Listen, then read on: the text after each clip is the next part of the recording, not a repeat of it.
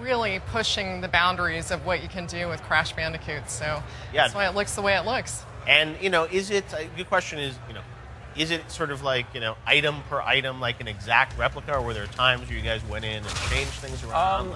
We tried to stay as true to the spirit of Crash as possible, and that meant trying to stay as true to the challenge of the game as possible. So when it came to the challenge and the actual levels, we tried to be as one-to-one as we could. But there were cases where, we felt like a particular piece of gameplay wasn't being understood well enough that, we'd give like a AI a tell or something like that. Or we'd add quality of life improvements. Things that they did in the third game, we'd bring back to the second and first game, just to make it a little bit easier for players all around. Any examples of what that is that you rolled back? So user interface is a good example. They actually in the first game didn't have good crate counters. And so we brought those back. Save game system. Tried to make sure it had a modern save game system versus passwords. Passwords are a little 20 years ago. So. But the gameplay, you guys have played with it, Jen. I mean, how does it hold up today? Because to me, it looks like it's going to be just as fun as it was. It's timeless. Absolutely. It is timeless. I mean, but the modern gamer has changed, and so has the platform itself. So, I think about on the first Crash Bandicoot, you mainly played with the D-pad.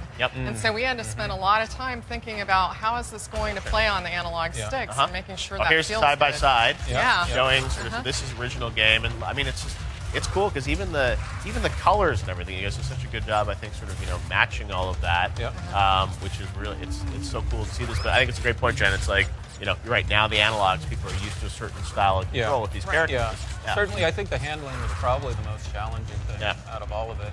Analog is one of those things. Like I said, Jen would continually harass me when I get it wrong. We'd have to go back and forth and iterate. But as soon as my thumb would migrate over to the D-pad, I knew it was time to, take another look at it. Analog, But we also had a number of really hardcore Crash fans on the team. Guys who grew up with this game, that it was like an integral part of their childhood. So they held us to a very high standard when it came to jump, when it came to how all the moves played and everything like that. So we really, we had to really hit a high bar with it. I think another thing that we're pretty proud of here is not just like the visual fidelity, but just the personality of the characters. I think we've really spent a lot of time in trying to capture. And there are tons of humorous moments in how he dies and how he moves. And even within the cinematics, we tried to give every character a little more of a moment, not just Crash. Yeah, well, I can't wait to play through it. Did you? Now I think we can talk about it. Were you guys surprised when Crash made a cameo in Uncharted last year? Do you know about that?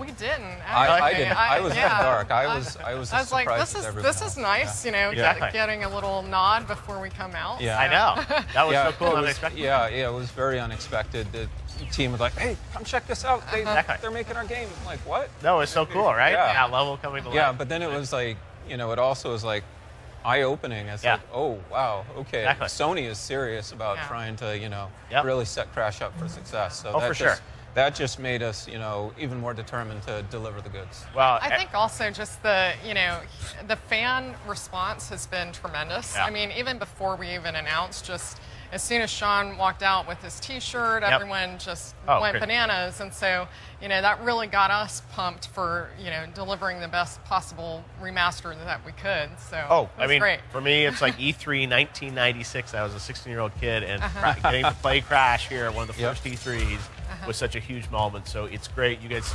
clearly took a lot of care in bringing this to life, and I can't wait to check it out. And only a couple weeks away, right? Oh, That's right. Absolutely. June 30th. June 30th. Come out.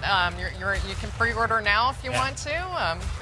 It's ready to go. And you can check it out on the E3 show floor. Oh, cool. I'm going to, there you go. 21 years later, I'm going to be playing Crash on the E3 show floor. Full circle. I'm a little bit older and have some gray hair now. But it all works out. All right. Well, Dan, thank you so much, guys. Really appreciate it.